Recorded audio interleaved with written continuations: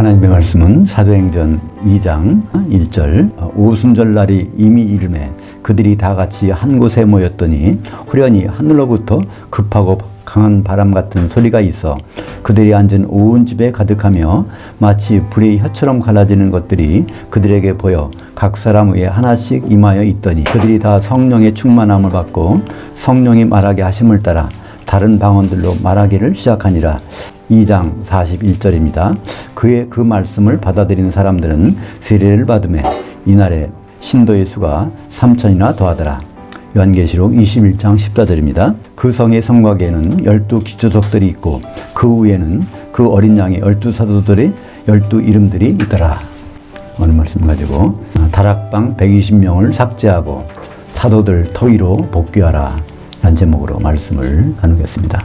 오늘은 무슨 날인지 아시죠? 한국교회에서는 성령 강림 주일로 지키는데요. 성경에 나오는 절기로는 오순절입니다. 오순절이라는 뜻은 50일째 되는 날이라는 것이죠. 금년은 4월 5일 날이 부활절이었죠. 그때부터 7 주일이 지나서 77, 49일 지나서 바로 오늘이 5월 24일이 오순절이 되는 것입니다. 근데 오순절 때마다 생각나는 것이 참 안타깝다는 생각이 저는 하게 됩니다. 성도 여러분도 마찬가지겠지만 한국교회가 오순절에 가짜 프레임에 갇혀 있는 것, 마가다락방 120명이 생각나는 것, 그것만 아니면은 이 오순절이 참 잘 풀릴 텐데 그거에 막혀서 오순절의 핵심 하나님 주신 진리를 다 잊어버리게 하는 것이죠. 오늘 오순절을 맞이해서 저는 여러분의 영적 눈을 가리고 있는 사탄의 프레임을 깨뜨리려고 합니다. 지금 단단히 사탄의 올무에 빠져 있는 거거든요. 한국교회가. 그게 얼마나 힘이 빠져 있는지 우리가 말씀을 통해서 알아보기를 원합니다. 우리는 오랫동안 무비판적으로 기독교 전통을 답습해 왔습니다. 오순절만 되면 마가다락방에 120명이 모여서 열흘 동안 기도에 힘썼는데 그 사람들이 다 성령의 불세를 받고 교회가 됐다. 이렇게 어느 교회나 그렇게 외치고 심지어는 제가 AI에 들어갔는데요. AI도 다 그렇게 기록되어 있습니다. 퍼플렉스티나 챗GPT나 제미나이나 모든 AI도요. 오순절 성령 강림하면은 그 120명에게 다락방에서 내렸다. 이렇게 설명하고 시작합니다. 이것은 성경을 대충 읽어 내려가는 영적 무지의 결과입니다. 성경은 그렇게 안 돼 있거든요. 근데 신기하게 그렇게 굳어져 가지고 지금까지도 아마 오늘도 많은 교회에서 오순절 성령감 주일에 마가다락방 얘기가 나올 것입니다. 마가다락방 120명 하면은 뭐가 없어질까요? 첫째, 성전이 없어집니다. 오순절 날은 성전에 가서 떡두개를 흔드는 날인데 그게 없어지는 거예요. 또 120명 하면 뭐가 없어집니까? 사도들 의미가 없어집니다. 그러니까 중매쟁이 사도들이 독보적 권위를 격화시켜서 누구나 다 복음 들으면 나가서 전해야지. 그러니까 사도의 위치가 없어지는 것이죠. 결국 교회를 망가뜨리려는 사탄의 교묘한 속임수에 빠지는 것입니다. 우리는 예수 그리스도를 믿습니다. 그죠? 성경에서 가장 중요한 단어는 예수 그리스도인데 예수 그리스도를 알려면 우리가 뭘 생각해야 될까요? 가장 쉬운 방법은 예수 그리스도의 모형이 나타난 부분이에요. 로마서 5장 14절에 보면 아담은 예수 그리스도의 모형이니라. 그러니까 아담에게 어떤 일이 있었는지, 아담에게 가장 귀한 어떤 일이 있었는지를 생각해야 되는데 그러면 그게 누구였죠? 자기 피를 내서 만든 아내, 아담과 하와의 관계가 성경에서 굉장히 중요합니다. 근데 그건 어디까지나 모형입니다. 실체는 누구라고요? 그리스도와 교회가 혼인하는 것입니다. 그러니까 교회 탄생하는 날이 오순절 날인데 그 오순절날 교회 탄생에 마가다락방에서 120명이 나왔다니까 거기는 중매쟁이도 없고 혼인도 없고 아무것도 없이 그냥 불세례 받았다고 그래서 성령의 불을 받아라 하는 것이 이상한 짓거리로 하게 되는 말할 수 없는 그런 해프닝이 벌어지고 있는 거죠. 첫째로 120명이라는 것은 성령 강림하고는 전혀 관계가 없는 수치입니다. 그 120명이 어디서 나왔을까요? 사도행전 1장에 보면 거기에 120명이 다락방에 모인 장면이 나옵니다. 근데 그 120명은요, 거기에 잠깐 있었던 거예요. 원래 그 상황을 보면 제자들이 예수님을 배웅하고 성전으로 가서 날마다 찬송하더라. 근데 가기 전에 잠깐 들린 데입니다, 그게. 누구 하나 뽑으려고요? 가룟유다가 없어졌으니까 사도에서 그 자리 하나 채워놓고 가야지. 그래서 잠깐 성전에 가는 길에 거기 하나를 뽑으려고 거기 잠깐 들렀던 것 뿐인데 그 120명이 합심해서 열흘 동안 기도하니까 성령 내렸다. 이렇게 이상하게 둔갑하게 된 것입니다. 그러니까 거기서 맞대하는 누굴까요? 사도는 사도인데 이건 가짜 사도입니다. 그죠? 예수님이 부활 후 40일 동안 필요했으면은 하나 뽑아놓고 가시지. 뭐들 그냥 가십니까? 11명만 남겨놓고. 예수님 마음에는 다 하나가 있었어요. 그죠? 사도 바울이 사도로서 자리 잡고 있습니다. 바울의 기록이 나오지 않습니까? 나는 무부테로부터 선택받은 사람이야. 사도로 고백하고 있으니까. 그러니까 12명에서 가룟유다 자리가 원래는 이제 사도 바울 자리가 된 건데 거기에 왜 마띠아를 뽑아놨을까요? 우리도 그랬잖아요. 치과 가서 이빨 하나 떼면은 거기에 뭘 집어넣어요? 가치를 집어넣는데 그걸 영어로는 덤이라고 합니다. 더미를 하나 집어넣는 거예요. 그랬다가 이제 사도 바울이 사도로 활동할 때 그거를 이제 끼얹는 거예요. 마띠아는 그 더미치아 가치에 불과한 것입니다. 사도행전 기록한 사람이 누가입니다. 누가는 누가복음 24장 53절에서 이렇게 말하고 있습니다. 예수님을 배웅하고 나서 53절에 그들이 큰 기쁨으로 예루살렘에 돌아가 날마다 성전에서 하나님을 찬송하니라. 이거를 기록한 사람이 사도행전을 이어서 기록했단 말입니다. 그럼 여기서 120명 마가다락방이 없잖아요. 그것도 기도하더라? 아니요. 찬송하더라. 또 여기서 슬퍼하면서? 아니요. 큰 기쁨으로. 이게 열흘만 있으면은 뭐 엄청난 일이 벌어질 거야. 큰 기대하고 거기 가서 열흘 동안 성전에서 찬송한 겁니다. 그래서 오순절날 아침 오전 9시에 성령이 임했습니다. 그것은 마가다락방이 아닌 예루살렘 성전 광장입니다. 수십만 명의 유대인들이 거기 모였는데 그 사람들이 그걸 목격하잖아요. 마가다락방에 수십만 명이 들어갑니까?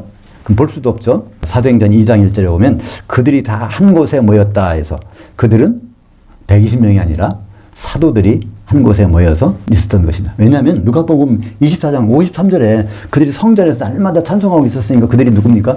사도들이죠. 그죠? 또 이 오순절날 성령하면은 불세례라는 말이 나와요. 그죠? 성령의 불세례를 받으라. 그런 말이 나오는데 그것도 사실은 성령의 불이 아니라 천사들을 가리키고 있는 것입니다. 사도행전 2장 3절에 보면 마치 불의 혀처럼 갈라지는 것들이 그들에게 보여 라고 기록하고 있어요. 근데 이걸 보고 불세례라고 하는 것이죠. 성경은 그런 말이 없습니다. 대신 어떻게 되어 있을까요? 그 불이 뭔지를, 바람이 뭔지를 설명하는 게 있습니다. 히브리서 1장 7절에 또 천사들에 관하여는 하나님은 그의 천사들을 바람으로 사역자들을 불꽃으로 삼으시느니라. 그러니까 성령님은요 예수님과 똑같은 하나님이십니다. 그러니까 하나님이 어디에 출동하실 때는 누가 오는 게 당연합니까? 천사들이 수행하는 건 당연하잖아요. 그러니까 오순절날 성령이 내릴 때 그 수많은 천사들이 거기에서 오는 것에 그때 그 모습들이 어떻게 해요? 바람같이 불꽃같이 이렇게 쫙 오는 그런 모습으로 나타나는 것입니다. 근데 그것을 불세례라고 해가지고 성령의 불을 받으라 그렇게 하면 이렇게 어떻게 되겠습니까? 거기에 대해서는요 마태복음 3장 11절 12절에서 세례요한이 장황하게 설명합니다.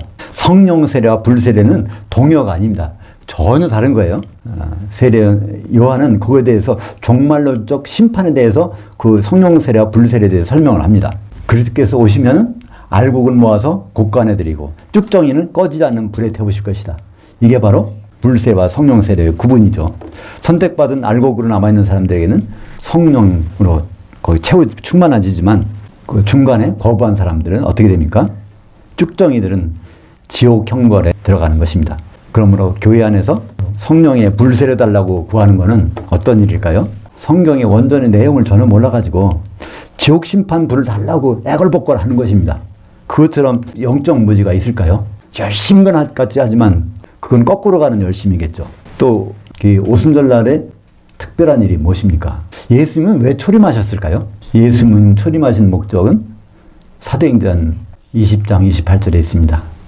하나님의 그 하나님 그리스도의 그 피로 교회를 사셨느니라. 그것 때문에 예수님은 초림하셨고 재림은 그 교회가 준비되면 혼인하시려고 재림하시는 것이죠. 그래서 6월절에 그 피로 예수님은 교회를 사셨는데 아직 그거를 그러니까 설계도만 가지고 있는데 건축은 안 하셨어. 그거를 시작하시는 것이 언제일까요? 오순절날. 그러니까 두 개의 떡으로 교회가 시작된 날입니다. 하나님은 왜 맨 처음에 성전에서 12명의 사도들에게만 성령을 부으시고 거기에 천사가 동원됐을까요? 교회가 탄생하는 메커니즘을 우리는 성경에서 봐야 됩니다. 성경에 나오는 모든 신약 성경의 예수 그리스도와 관련된 행적은요, 그림자로 절기로 나와 있습니다. 레위기 23장에는 거기다 예수님의 행적의 그림자가 나와 있어요. 골로새서 2장 17절에 보면 이 절기등은 그림자요. 실체는 그리스도의 것이니라. 그리스도께서 행동하시는 일들이 바로 절기로서 그 그림자로 거기 나와 있다는 것입니다. 그렇다면 초곡절날은 이제 곡식단이 흔들린 날이니까 그때는 부활이잖아요. 그 다음부터 50일째 되는 날이 오순절날인데 오순절날 제사법은 독특합니다. 떡 두 개를 만들어서 거기 흔드는 거예요. 이게 바로 사도들의 떡과 성도들의 떡 두 덩어리가 흔들린 날입니다. 떡은 어떻게 만들까요? 우리는 떡 하면은 물에다 반죽하는 거라는데 이스라엘은요, 떡 하면 반드시 어디다가? 올리브유에다가 반죽합니다. 기름에다가 반죽해요. 그러니까 거기에 사도들이 12명이 모여 있지만은 그들이 하나가 되기 위해서는 어떻게 돼요? 먼저 다 자아가 버려지고 가루가 돼야 됩니다. 가루만 됐다고 될까요?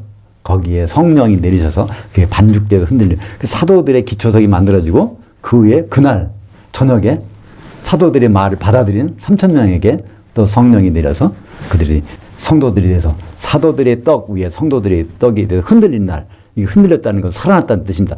교회가 처음으로 시작된 날이 오순절 날입니다. 우리는 그저 교회가 생겼어? 우리는 그렇게 생각할 수 있잖아요. 하나님 아버지는 어떨까요? 예수 그리스도는 어떨까요? 마다들이 결혼하게 생겼어. 결혼할 일이 벌써 시작됐어. 예수님도 내 배우자가 이제 시작됐어. 얼마나 감격 어린 순간이었을까요? 그걸 갖다가 마가다락방 120명이 넣으면요, 하나님 얼마나 실망시킨 일일지 생각해 보셨습니까? 예수님은 이 땅에 초림하셔서 공약을 몇 개 달성하셨을까? 몇 프로? 100%입니다. 왜 100%죠? 아직 사람들이 많이 믿지 않는데? 아닙니다. 예수님은 사람들 믿게 하라고 온 것이 아닙니다. 교회를 세워놓고 중매쟁이만 딱 세워놓으면 그거로 예수님의 초림의 목적은 완전히 끝난 거거든요. 그러니까 중매쟁이가 얼마나 중요한지, 얼마나 심혈을 기울여서 그거를 세우셨는지를 우리는 생각해 볼 수 있습니다.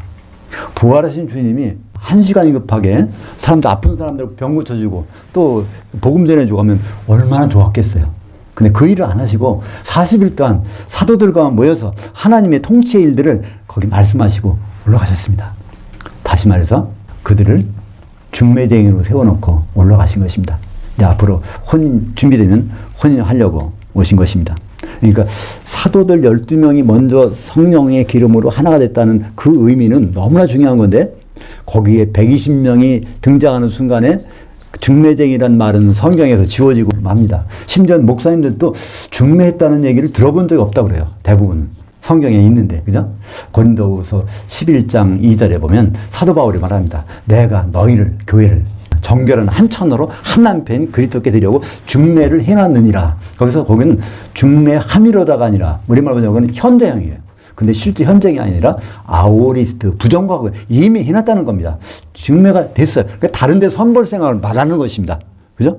그러니까 성경에서는 요한계시록에 큰 음행 나오는 이유가 이미 중매가 됐는데 다른데 세상에 왜 마음을 뺏기느냐. 이건 다 음녀라고 합니다. 그러니까 사도들의 역할을 모르기 때문에 우리도 모르게 음행하는 거예요. 사도들은 우리에게 말합니다. 이미 중매를 해놨다. 이렇게 말하는 것이죠. 그래서 사도행전 2장 1절부터 4절까지는요. 사도들이 한동안에 떡이 된 거고요. 41절에 가서 3,000명이 성도들이 한동안에 떡이 돼서 거기 뭐 이날에 그러니까 오순절 날이 좀 시간 지나고 그 사람들이 다음 날이나 성령 받을 거 아무 효과가 없어요. 그죠? 오순절 날에 떡두기가 돼야 돼. 그러니까 사도들이 떡이 된 날 동시에 성도들이 떡이 되는 일이 벌어졌는데 그게 바로 사도들의 말씀을 받아들이는 사람들. 거기에 수십만 명 모였을 텐데 그 중에서 받아들이는 사람들만 성령이 임해서 바로 떡이 된 것. 그것이 바로 교회가 시작된 날이죠. 그 사도들의 정체성은 끝까지 유지가 됩니다. 중매해놓고 마는 게 아니에요. 요한계시록 21장 14절 새 예루살렘 어린 양이 신부의 모습입니다. 그 성곽에는 12기초석이 있고 그 위에는 어린 양이 12사도의 12이름들이 있더라. 그러니까 12명의 사도는요, 중매 끝난 게 아니라 AS가 언제까지 가요? 100년, 1000년, 세세토록. 그러니까 사도들의 정체성은요, 아주 독특합니다. 성도들하고는 섞일 수가 없어요. 항상 같은 자리에 있지만 끝까지 받쳐주고 있는, 혼인을 지탱해주고 있는 사도들의 그 역할이 얼마나 중요한지. 그런데 마가다락방 120명 하는 순간에 120명 때문에 사도는 온데간데 없어지고 내가 복음을 들었으니까 빨리 가서 복음 전해야지. 그래서 국내 전도를 하고 해외에 선교를 하고 그 일에 신경 쓰는데 그게 나쁘다는 의미가 아니라 그거 하는 동안에 뭘 잊어버려요? 사도들의 역할을 잊어버리고 성도들의 역할을 잊어버리게 되는 것이 가장 큰 문제가 아닙니까? 그 사도들은요, 끝까지 우리와 있어요. 지금 사도들은 어떻게 우리와 만나고 있습니까? 마태복음 1장 1절부터 요한계시록 22장 21절까지 계속 그 말씀 우리를 양육하고 있는 것입니다. 어디 가서 또 만날까요? 공중에 올라가면 거기에서 만나요. 거기 있어요. 마태복음 19장 28절에 이렇게 말합니다.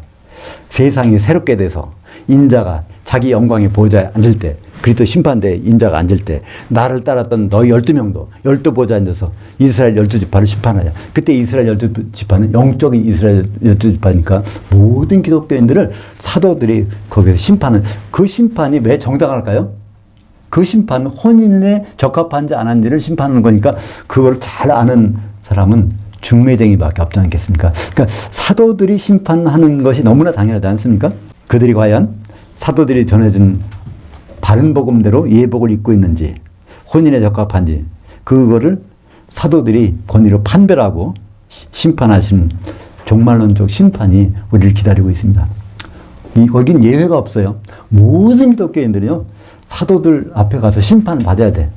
그게 다른 심판이 아니라 중매쟁이인 게 중매 말대로 준비했는지 안 했는지. 그 결과는 마태복음 25장 46절에서 영벌과 영생으로 나눠집니다. 1000년 동안 지옥불에 들어가느냐, 1000년 동안 주님과 함께 통치하느냐, 그것은 바로 중매쟁이의 말을 알아듣는 결과에 따라 달라집니다. 근데 사도들이 중매쟁이라는 사실을 모르면 우리가 그 시험에서 빵점 맞지 않겠어요? 그죠? 입시 요강을 모르고 그냥 시험 본다면 그 다음 점수가 나올 수 없지 않습니까? 근데 우리가 사도들이 심판관이고 그들이 중매쟁이라는 사실을 아는 순간에 그걸 준비하는 건 어렵지 않잖아요. 결국 마가다락방 프레임은요, 사탄적 프레임입니다. 주님의 일을 전적으로 부정하는 프레임이죠. 마귀는 그토록 우리에게 오순절 마가다락방 120명의 성령 강림과 성령의 불세례라는 가짜 교리를 세뇌해 왔을까요? 그것은 그리스도의 혼인에서 중매쟁이라는 사도들의 구속자적 정체성을 가려서 그리스도의 혼인을 지워버리기 위함입니다. 성령의 불세례 참 말이 안 되지 않습니까? 그러니까 지옥 가는 일을 갖다가 성령의 불세례라 그러니까 거기에 혼인은 어떻게 생각해요? 그리고 지옥을 우습게 생각하잖아요. 이제 한국교회는 이 안타까운 영적 잠에서 깨어나야 됩니다. 1년에 오순절이 한 번만 있는 것도 다행이라고 생각이 돼요. 그죠? 적어도 이날만큼은 오순절이 무슨 의미인가를 생각할 수 있으니까. 그죠? 그러니까 오순절은 쉽게 어디 가서 보면 레위기 23장에 가보면 떡두개를 흔드는 날입니다. 그죠? 떡두개, 그때 오순절날 떡두개가 어떻게 흔들렸지? 마가다락방 생각하는 동안은 떡두개가 안 나와요. 그죠? 근데 오순절날 성전 제사법, 성전에서 첫 번째는 사도들이 떡이 되고 그날 저녁에 성도들이 떡이 됐다. 그것이 바로 오순절날의 하나님의 그 계획이구나를 생각할 때 그 마가다락방 120명 불세례, 그것은 사탄의 계략이라는 것을 너무나 확실히 알 수 있지 않습니까? 우리는 그리스도와의 혼인을 위해서는 반드시 중매쟁이 말을 꼼꼼히 잘 들여야 됩니다. 우리가 그 계약서 작성할 때, 집 계약할 때 거기 꼼꼼히 들여다보듯이 우리는 예수님과 혼인하는 그런 자리에서 그 중매쟁이 말이 계약서의 내용이잖아요. 그거를 대충 보면 되겠습니까? 장차 공중에서 베풀어질 혼인 오찬, 성경에서는 예수 그리스도의 혼인에 잔치가 2개 있어요. 오찬, 아리스톤. 마태복음 22장 4절에 보면요, 거기다 오찬을 마련해요. 그 길거리에서 모이는 사람 다 불러 모아. 그러니까 모든 기독교인은 거기에 다 간다는 거예요. 그 다음에 요한계시록 19장 9절에는요, 거기는 뭐 만찬이 나와요. 그러니까 만찬까지 가는 그것이 이제 영생이고, 5찬까지 갔다가 거기서 만찬에 못 들어가면 그 지옥불에서 1000년 동안 벌 받는 것입니다. 장차 궁중에서 벌어질 혼인 5찬 자리에서 12 사도들의 심판을 통과하고 마침내 혼인 만찬까지 참여하게 돼서 신랑 되신 예수 그리스도 앞에 순결한 한 아내로서 설 수 있는 성도님들이 되시기를 주의 이름으로 축복합니다. 기도하겠습니다. 하나님 아버지 감사합니다. 오늘은 매년 돌아오는 오순절입니다. 오늘 특별히 오순절날 제사법을 다시 한번 상고하였습니다. 오순절날에는 떡두개가 기름 반죽돼서 흔들릴 날인데, 역사적으로 주님이 6월절 십자가에 달리신 그 해에 사도들의 떡과 성도들의 떡이 흔들려서 교회가 시작되어 오늘까지 왔습니다. 마지막으로 주님 오시는 날 우리가 그 중매쟁이 말을 끝까지 잘 새겨들어서 혼인 만찬에 무사히 들어갈 수 있도록 인도하여 주시옵소서. 예수님 이름으로 기도합니다. 아멘.